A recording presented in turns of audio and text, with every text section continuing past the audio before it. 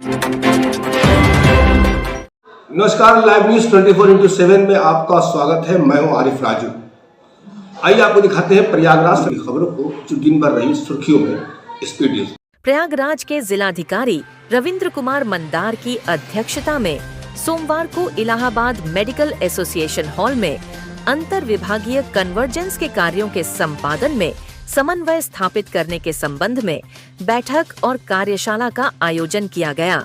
जिलाधिकारी ने बैठक कार्यशाला में सभी लोगों को एक टीम भावना के साथ अंतर विभागीय समन्वय बनाते हुए कार्य करने के लिए कहा। उन्होंने कहा कि आपसी समन्वय से प्रशासनिक कार्य कुशलता बढ़ती है। जिलाधिकारी ने कहा कि सभी योजनाओं को धरातल पर उतारने और उनका लाभ सभी को मिल सके, यह हम सभी लोगों की संयुक्त जिम्मेदारी है।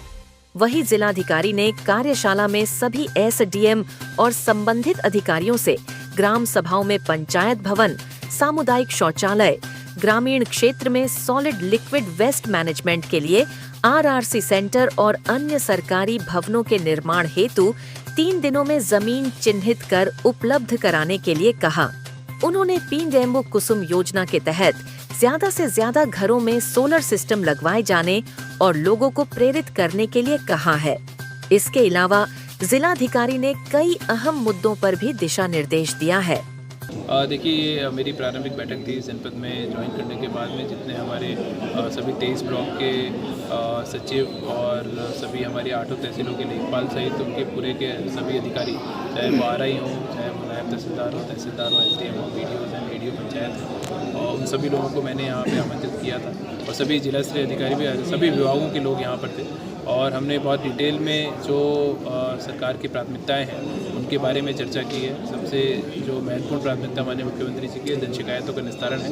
आईजीआरएस को लेकर और जनता दर्शन को लेकर बहुत डिटेल में मैंने डायरेक्शन दिए हैं और रिव्यू भी किया है कि क्यों हम पीछे हैं और उसके कारण भी हम लोगों ने तलाशे हैं कि वरिष्ठ अधिकारियों की रुचि ना लेना, शिकायतकर्ताओं से बात ना करना, उसमें आपसी समन्वय के अभाव में अंतर विभागीय समन्वय का अभाव होना और फील्ड में जाके उसमें मेहनत ना करना। तो ये मुख्य चीज़ें निकल कर आई थी। उसके बारे में हमने एसओपी बनाया है, एक प्रारूप बनाया है और उसमें हम लोग पूरा ये आपको विश्वास दिलाते हैं कि प्रत्येक शिकायत का गुणवत्तापूर्ण तरीके से निस्तारण करेंगे और तो अगर नहीं होने लायक होगा हमारे स्तर से निस्तारण या कोई गलत शिकायत आती है तो भी शिकायतकर्ता को हम अवगत कराएंगे, संतुष्ट कराने का पूरी तरह हम लोग उसमें प्रयास करेंगे। तो ये मुख्य रूप से आज की मीटिंग की रूपरेखा है।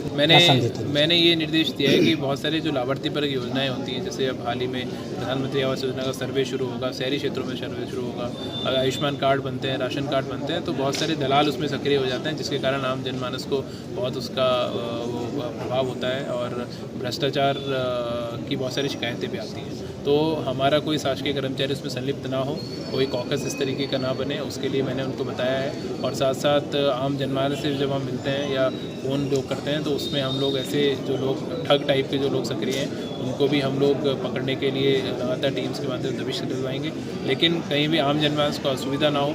संवेदनशील प्रशासन हम लोग दें, चाहे कोई भी गरीब, किसान, मजदूर, दिव्यांग व्यक्ति सरकारी कार्यालयों में अगर आते हैं अपने काम के लिए, उनको उचित सम्मान के मिले, उनको सम्मान के साथ में ट्रीट किया जाए, तो वो हमारी प्राथमिकता इसमें रहेगी। वो मैंने सभी अधिकारियों को निर्देश दिया है और हमने टाइमलाइन तय की है।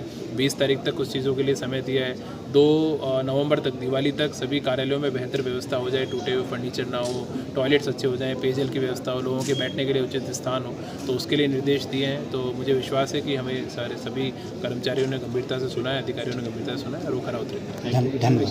दिन भर की महत्वपूर्ण खबरें देखने के लिए लाइव न्यूज 24x7 को लाइक और सब्सक्राइब करें। स्पीड न्यूज में फिलहाल इतना ही। अगले स्पीड न्यूज में आपसे फिर होगी मुलाकात। तब तक मुझे दीजिए इजाजत। नमस्कार।